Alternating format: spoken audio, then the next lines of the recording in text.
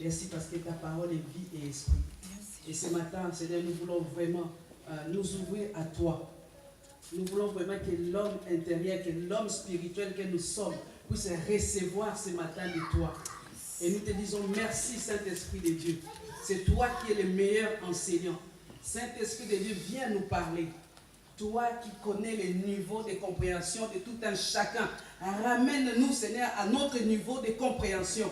Et ce matin, Seigneur, je réclame ton sang. Je réclame le sang de Jésus-Christ tout autour de cette salle et dans cette salle. Et je me lève maintenant contre tout esprit d'opposition à l'évangile. Et c'est là au nom puissant de Jésus. Je soumets tout esprit captif à l'obéissance de Christ.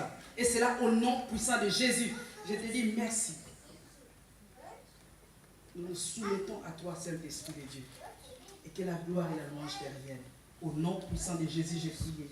Amen. Amen. Amen. Nous pouvons nous asseoir. Bien-aimés, ici, la Bible nous parle de cette femme qui avait la perte de sang pendant 12 ans. Pendant 12 ans, perte de sang. Pour les femmes, déjà avoir ça pendant même 3 jours, on dit elle est indisposée. Pendant 3 jours, on n'est pas bien. Et encore une semaine, c'est trop. Mais cette femme, pendant 12 ans. 12 ans. Et la Bible dit que cette femme a vu les spécialistes. Elle a fini tout son argent. Mais il n'y avait toujours pas de guérison. Alléluia. Amen. Il y a un gynécologue au Toulouse. La plupart des femmes connaissent. Docteur Karoui. Alléluia. C'est un bon gynécologue. Peut-être que si cette femme était à l'époque, peut-être qu'on allait même dire, va voir Docteur Karoui. Alléluia. Amen. Mais la Bible déclare, elle a fini tout son argent. Elle a vu les spécialistes et rien ne s'est passé. Et un jour, elle a entendu parler de Jésus, comme toi et moi.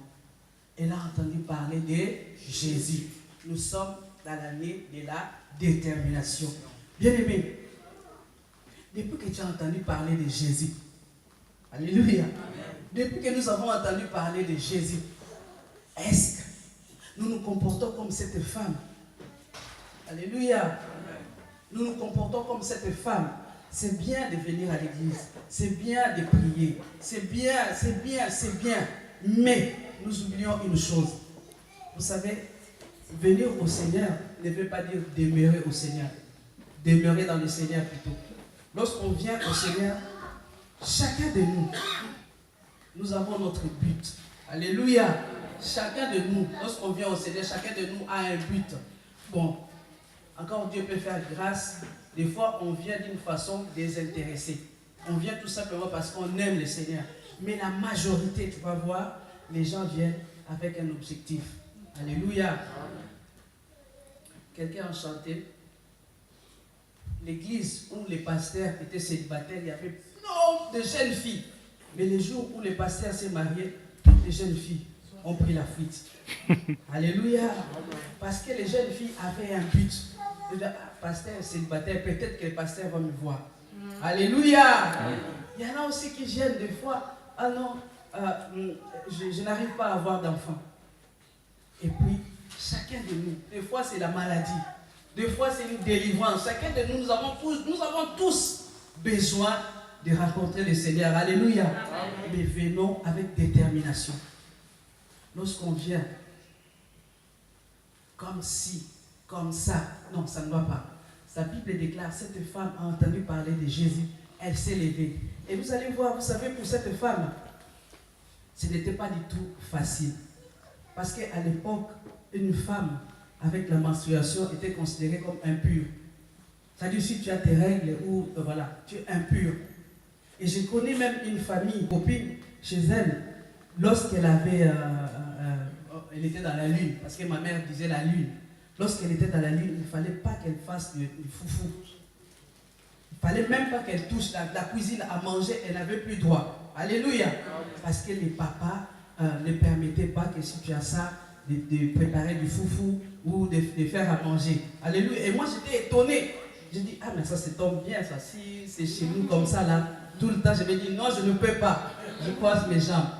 Vous comprenez vous-même. Alléluia. Amen. Et pour cette femme bien-aimée, Elle avait ça. Et normalement, elle ne devait même pas sortir. Elle ne pouvait même pas se frotter dans la foule. Parce qu'elle était impure. Mais elle a dit aujourd'hui, je suis déterminée. Alléluia. Amen. Elle n'a pas regardé au risque qu'elle encourait. Parce que c'était un risque qu'elle a pris. Si on avait su qu'elle avait ça, peut-être qu'on allait la lapider. Parce qu'à l'époque, les Juifs, c'était ça, hein? Lapidation. Alléluia. Amen. Lapidation. Mais elle n'a pas regardé à ça. Elle a dit, je veux. Elle avait déjà cette détermination. Elle n'a pas regardé les risques.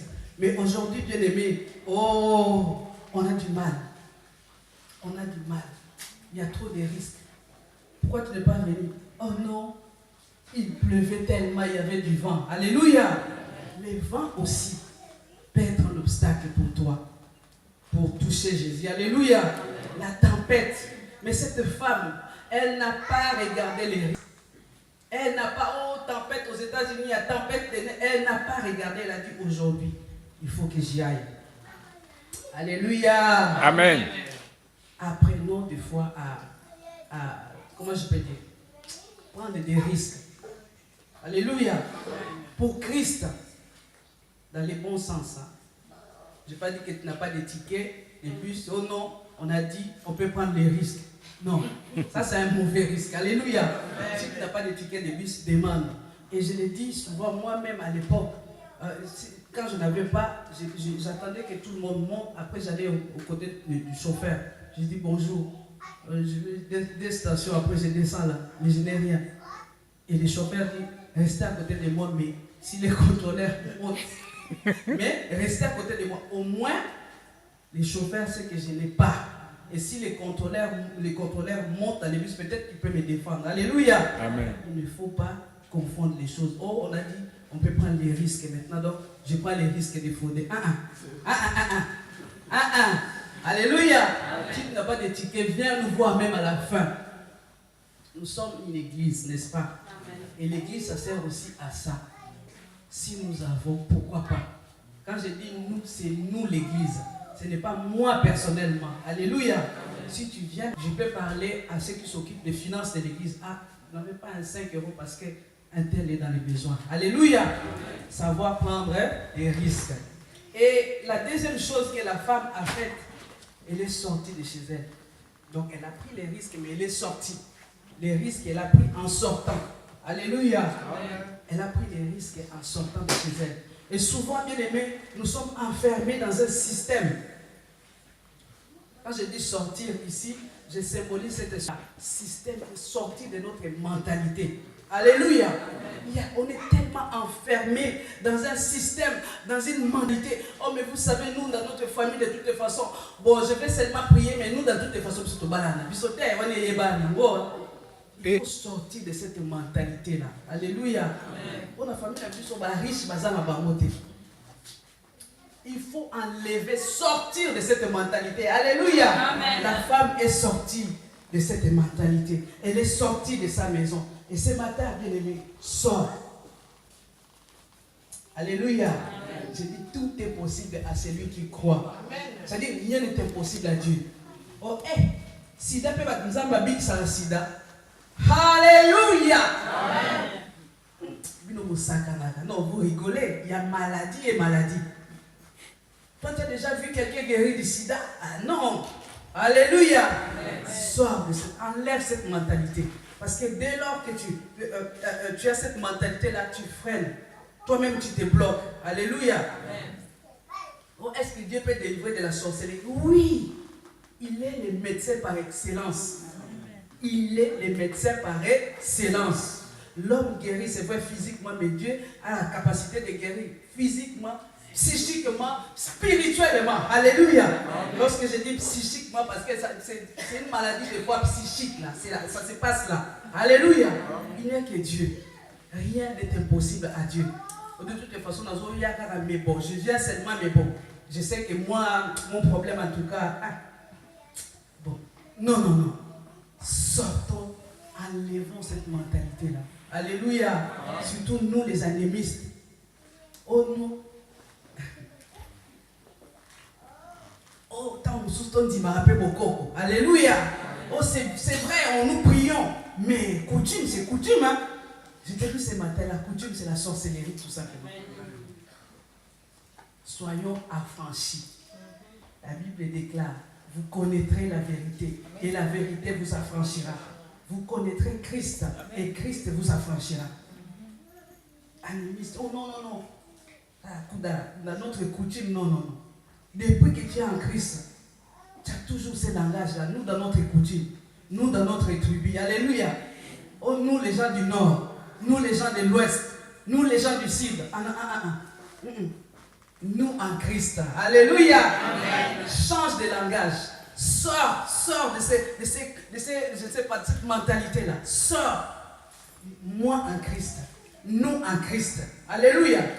Oh, il ne faut pas t'aider là. Oh, il ne faut pas balouba. Alléluia. Amen.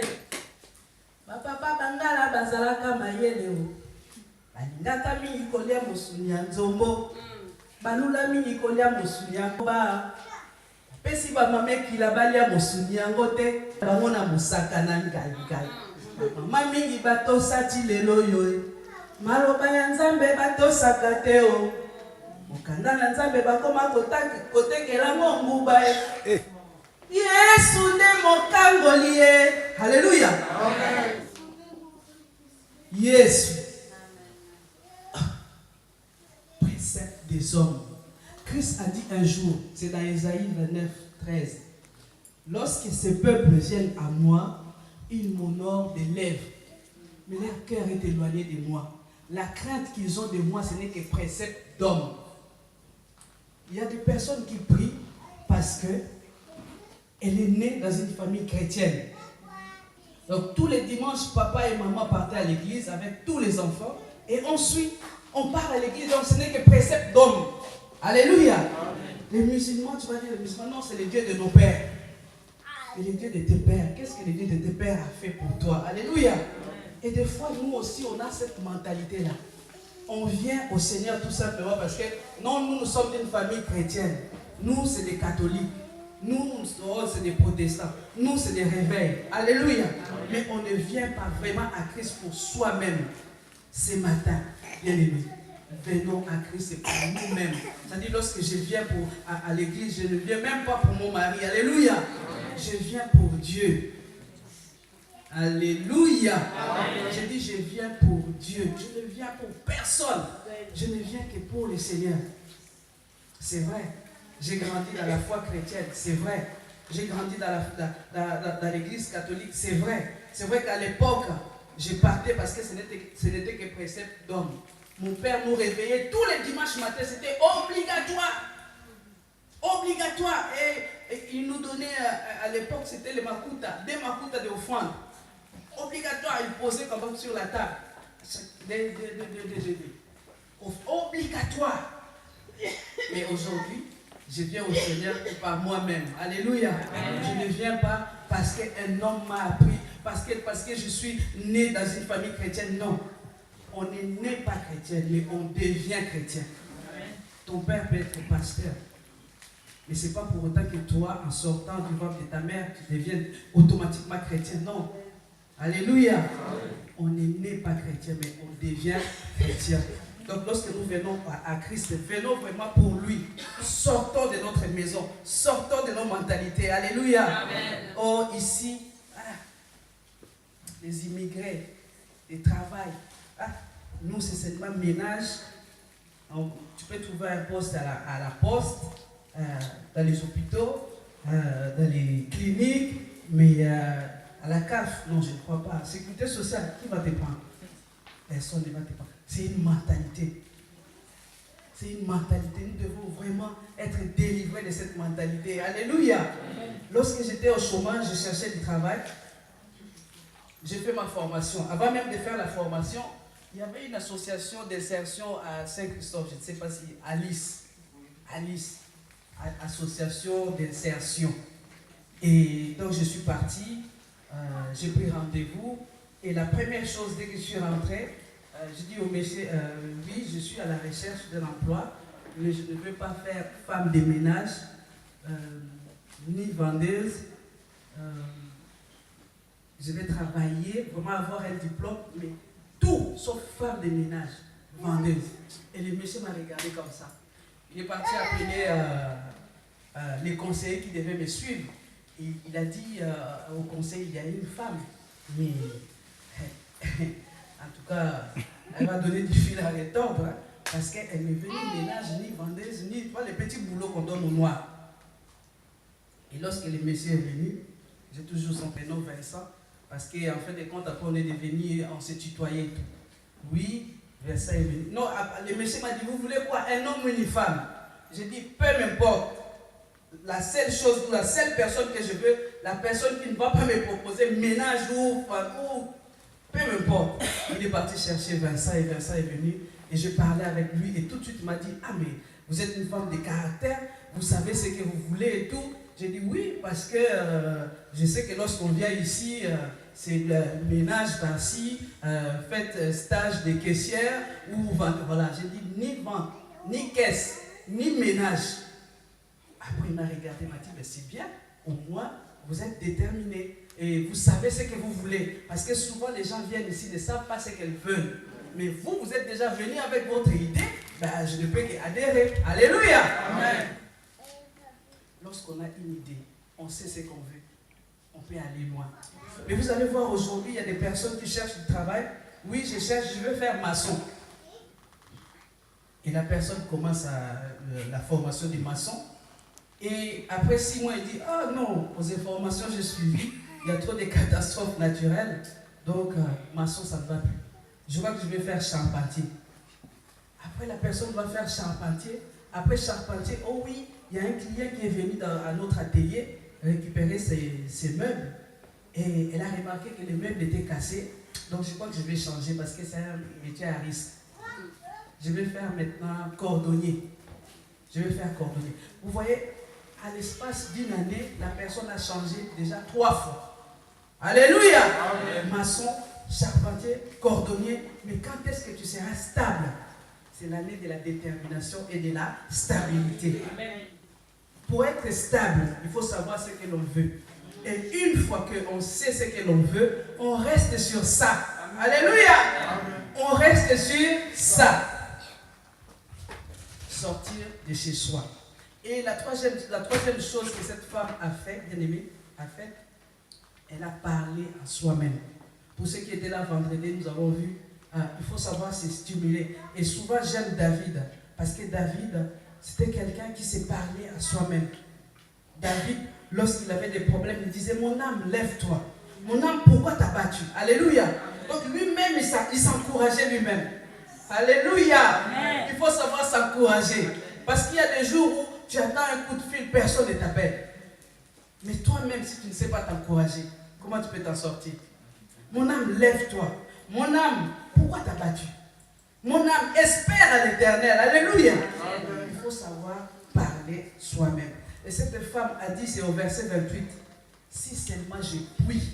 Mais elle n'a pas dit à haute voix, c'est en soi-même. Si seulement je puis toucher. Alléluia. Amen. Si seulement je puis. Et vous allez voir, dans la vie, lorsqu'on est quelqu'un qui sait s'encourager, Mohamed Ali, c'est quelqu'un qui a tapé, c'était comment? Georges, normalement c'était Foreman qui